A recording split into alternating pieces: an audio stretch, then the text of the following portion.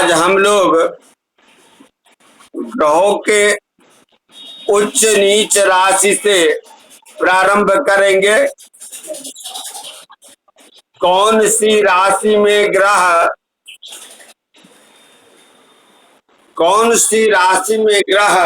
कितने अंश तक उच्च रहते हैं और कौन सी राशि में कितने अंश तक नीच रहते हैं, इसी का विचार करेंगे।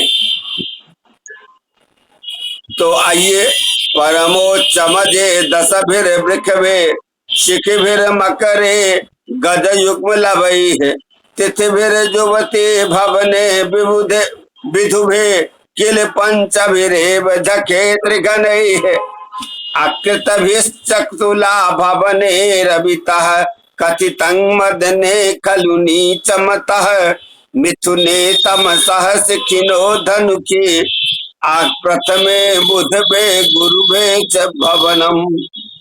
अब देखिए, इन्होंने कहा है कि रवितः, यहां से लेना होगा रवितः, सूर्य से प्रारंभ कीजिए। तो सूर्य जो है परमोच्चम अजय, परमोच्च अजय, अज नाम है मेष राशि का। मेष राशि में सूर्य जो है 10 अंश तक ऊंच रहता है। फिर अब सूर्य के बाद कौन सा ग्रह आता है?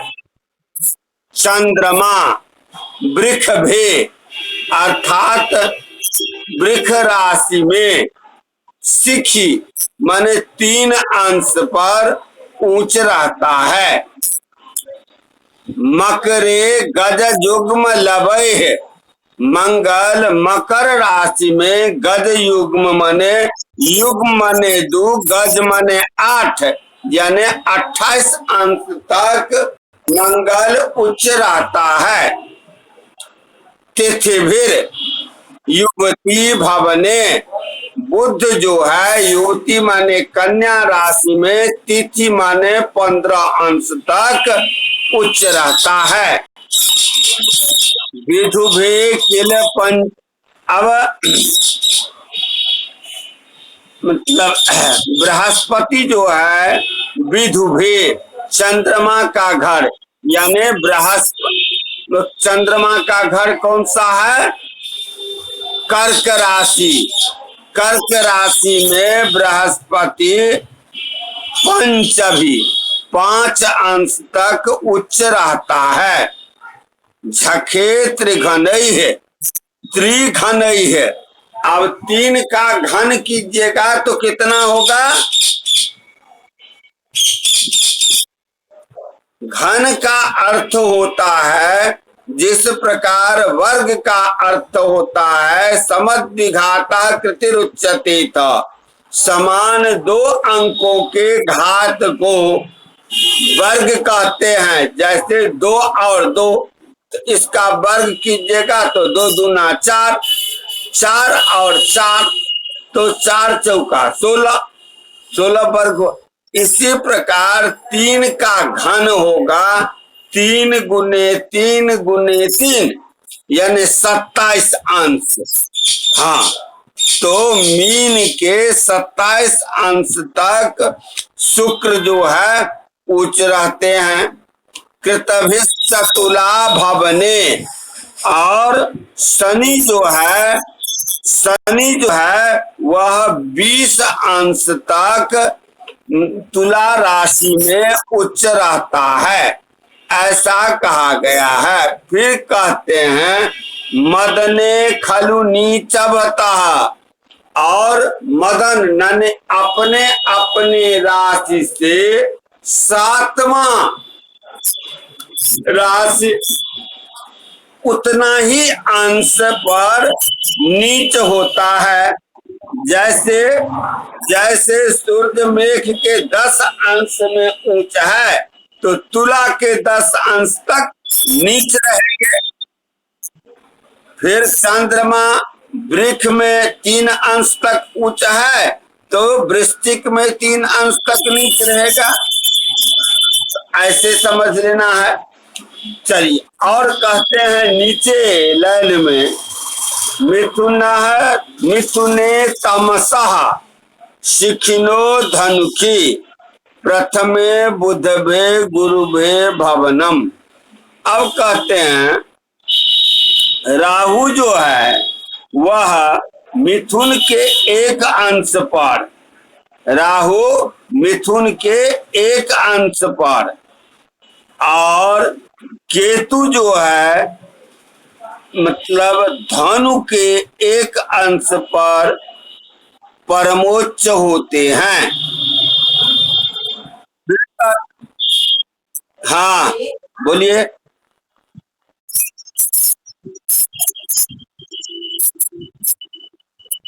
धूर बुढ़वा। अब हाँ जीवनाथ झा के जैसे से कहियो न बात, जीवनाथ झा जे लिखलखिन है से हम अहाँ के एखन पढ़ा रहलौ हैं।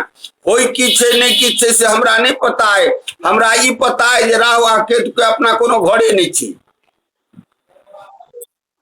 एठमा जे कहलखिन है तकरा बुझू, मिथुने तमसः यानी राहु जो का तमसः, मिथुन के तमसः माने राहु, राहु जो है मिथुन राशि के एक अंश पर प्रथमे, फिर कहते हैं धनुखी प्रथम शिखिनो, और मतलब केतु के एक अंश पर, जो केतु धनु के एक अंश पर उच्च होता है। फिर इन लोगों का कोई घर नहीं है, तथापि में कल्पना कर के दे दिया गया है कि राहु का घर बुध भी यानी बुध के घर में यानी कन्या में, और केतु का गुरु भी यानी बृहस्पति के घर में धनु में, राहु का कन्या में और मतलब केतु का मीन की में। समझ गए? कन्या का राहु और मीन का केतु भी स्वामी मान लिया गया है। इसको तो प्राचीनाचार्य ने तो ग्रह भी नहीं माना है, तो आपको 27 अंश कहां से पूछ ले आए आप? कौन सा किताब में आपको मिल गया?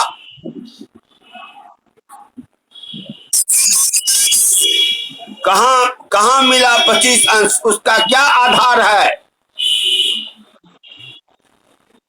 बोलिए। लघु जातक में आपको कहां मिला जो 25 अंश में राहु और केतु उच्च?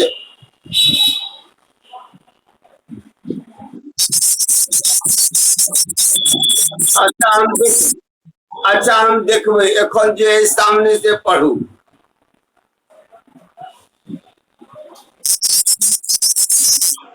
कौन फोटो भेजियो? कहियो न कहियो न कहियो न बलराम के भेजत, जगाओ न।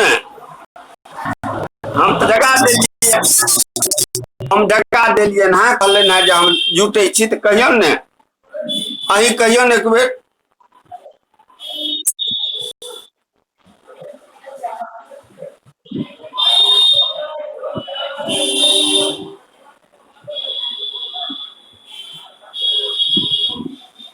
कहियन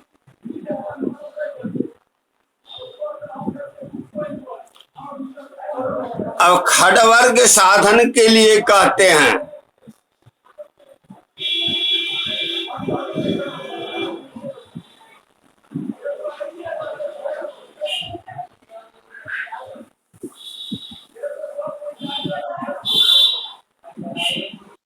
क्या मिले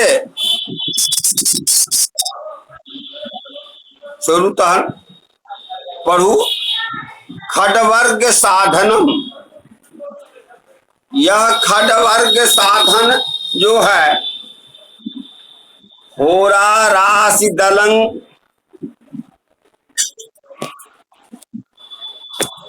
रुकिए, हम भेज देते हैं, कोशिश करते हैं, कोशिश करते हैं।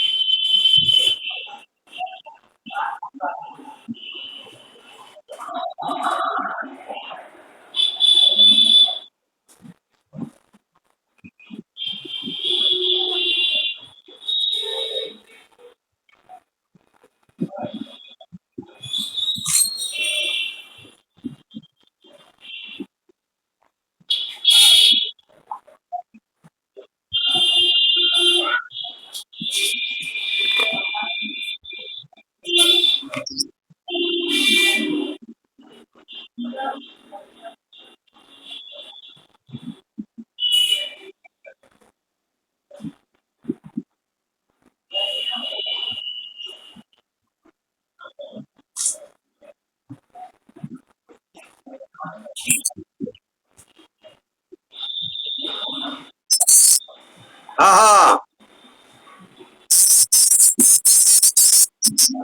अब नहीं अले तो हम ओकर कोनो भागी नहीं छियै हम।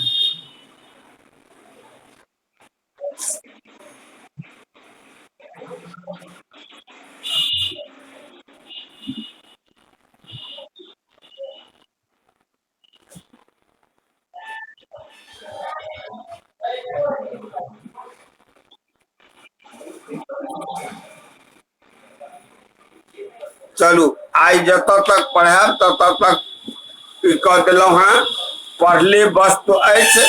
जखन जे छै से मतलब ओ बलराम सुति कऽ उठता ने तखन हुनका से लऽ लेब, बुझलौं ने। एहिमे जे साफ नहीं बुझा रहल अछि तऽ बलराम जखन जागत तऽ लऽ लेब।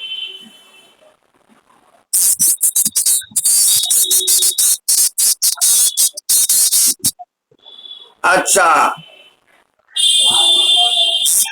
अच्छा, फोटो पठा दियन उनका पर, धमाका पर। हाँ ठीक है,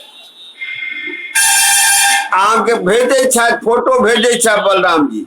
चलो अब खड्वर्ग साधनम कहते हैं।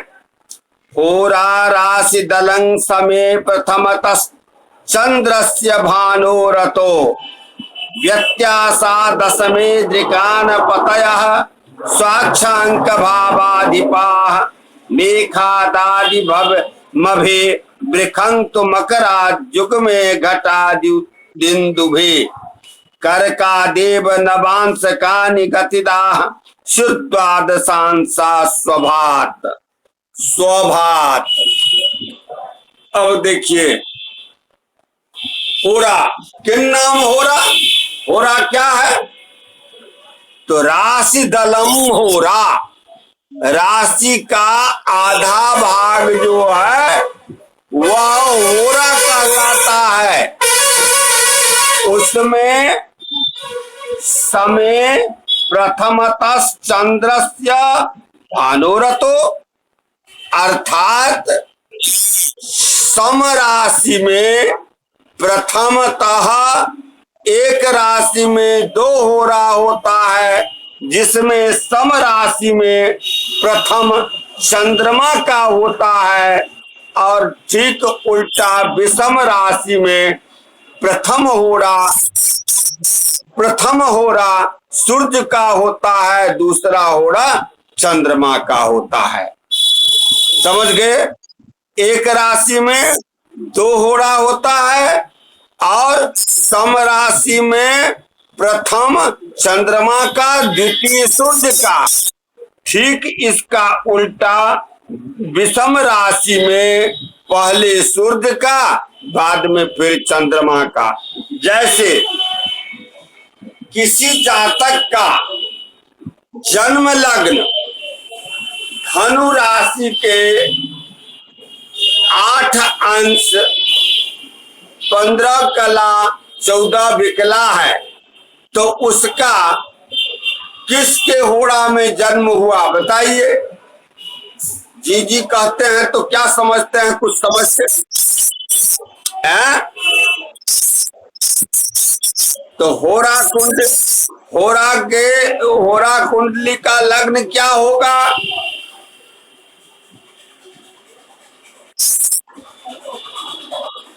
सूर्य नहीं होगा, सिंह होगा, सिंह होगा। होरा कुंडली में वह जो घर बनता है, जैसे हम लोग 12 घर का जो है कुंडली बनाते हैं, उसी प्रकार उसमें 2 घर का कुंडली बनता है। और जिसके होड़ा में जन्म होता है वही लग्न होता है।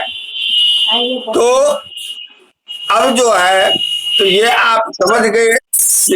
हाँ,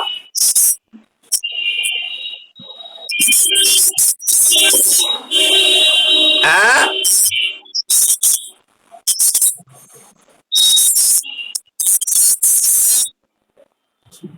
बोलिए।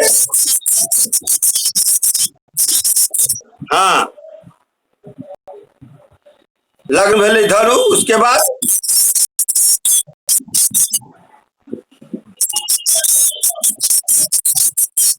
हाँ हाँ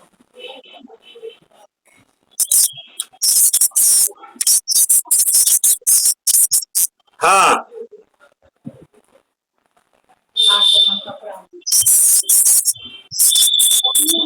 हाँ। तो होरा जो कुंडली बनेगा, होरा कुंडली जो बनेगा ना, उसमें लग्न हो जाएगा सिंह, उसमें लग्न होगा सिंह।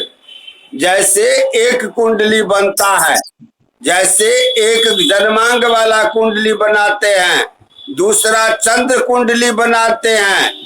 तो चंद्र कुंडली बनाते हैं तो उसमें चंद्रमा जिस घर में रहता है वही लग्न होता है। वैसे ही होड़ा में जिसके होड़ा में जन्म होता है वही जो है होड़ा का लग्न होता है। चलिए,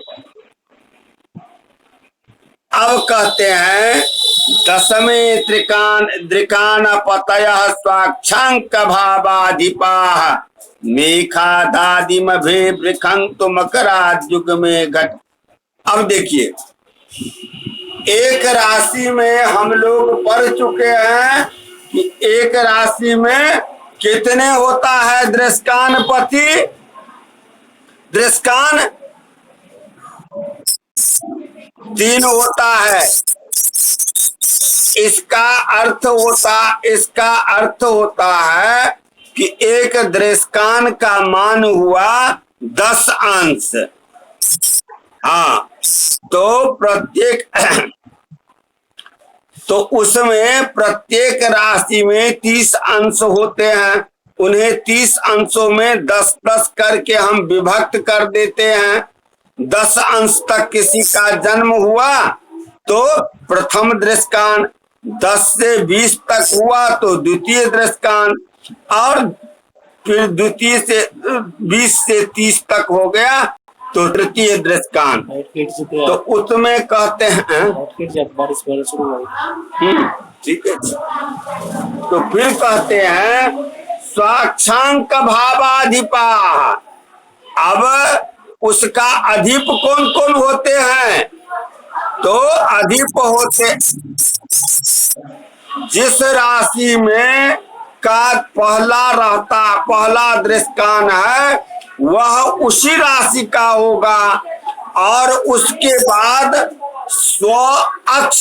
अक्ष माने होता है 5, दूसरा दृष्कान 10 अंश से 20 अंश तक यदि अगर हुआ तो उससे 5वां राशि का, और फिर जो है अक्ष, और 20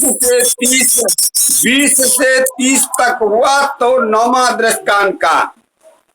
एक बात करें, ओ अग्रवादी जी, अग्रवादी जी, हम पढ़ते हैं, आप पढ़ाते चलिए, तो आप पढ़ाते चलिए, हम मौन हैं, बोलते चलिए।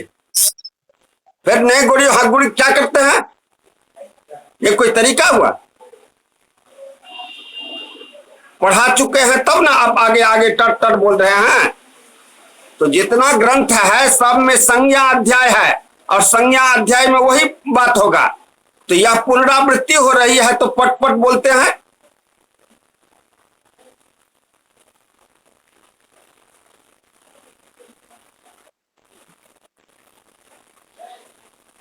फिर कहते हैं दृष्कान के बाद मेघादादि भे वृखंतु मकराद्युग में घटा दिंदु भे। अब नवमांस का विचार करते हैं। नवमांस के विचार करने में एक नवमांस का होता है 3 अंश 20 कला, दूसरा हुआ 6 अंश 40 कला, तीसरा हुआ 10, यानी कि एक राशि में 9 नवमांस होते हैं, हम लोग जानते हैं।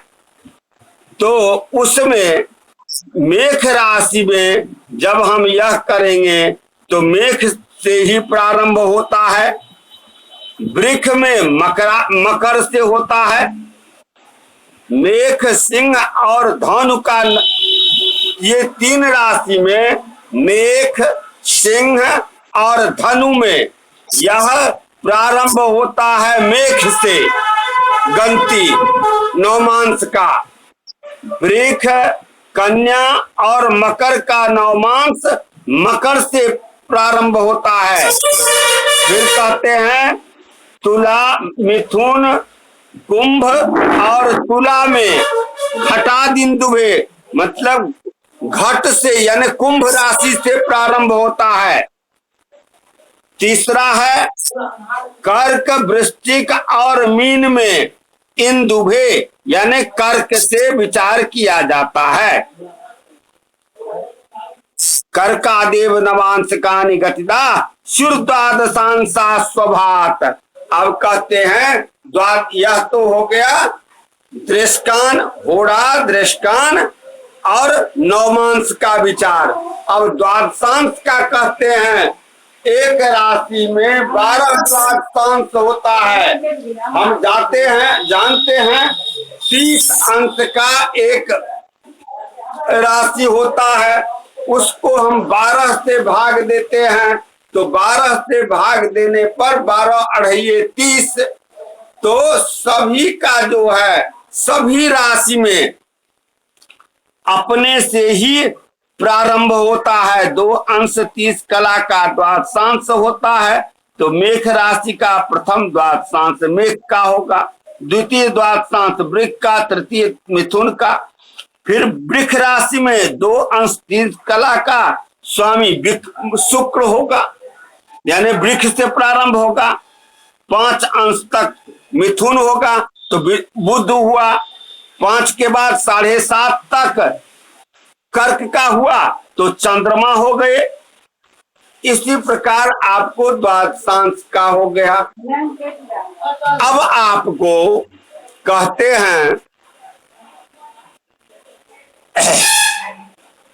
त्रिशांश का, खंडवर्ग में त्रिशांश एक रह गया। अब देखिए यह भी जिस प्रकार अपना लग्न, होड़ा, दृष्कान, नवमांश, द्वादशांश महत्वपूर्ण है, उसी प्रकार त्रिशांश भी महत्वपूर्ण है। पंच पंचाष्ट शैलाक्षा त्रिंशांशा विखमे कृपात भौम भानुज जीवज्ञ शुक्रानाम उत्क्रमात् समय। अब देखिए एक राशि में 30 अंश होता है। कितने अंश होते हैं? 30 होते हैं। तो पहला 5 अंश, फिर 5 विषम में पंच पंच अष्ट शैलाक्ष शैलाक्षास्त्रिंशांशा क्रमात् भौम भानुज जीवज्ञ, अर्थात प्रथम में 5 अंश तक मंगल का, एक राशि के विषम राशि में प्रथम त्रिशांश जो होगा वह 5 अंश का, वो जो है मंगल का, द्वितीय 5 अंश तक 5 से 10 तक भानु माने सूर्य का, तृतीय जो भानुज, भानुज माने शनि का, और तृतीय जो होगा तो जीवज्ञ जीव का यानी बृहस्पति का, चतुर्थ होगा जो माने बुध का, और पंचम होगा किसका बोलिए? हाँ, शुक्र का। शुक्राना पहला 5 अंश 5 अंश 5 5 10 8 18 शैल 7 25 अक्ष 5 25 5 30 त्रिंशांसा विषमे क्रमात्, विषम राशि में के क्रम से पहला 5 अंश तक मंगल का, दूसरा भानुज माने सूर्य के पुत्र शनि का, और तीसरा 7 अंश 8 अंश जीव माने बृहस्पति का, फिर 7 अंश शैल माने 7 अंश ज्ञ माने बुध का, फिर 5 अंश अक्ष माने शुक्र का। यह हो गया विषम राशि में। और सम राशि में इसका उल्टा जो है कर लीजिए।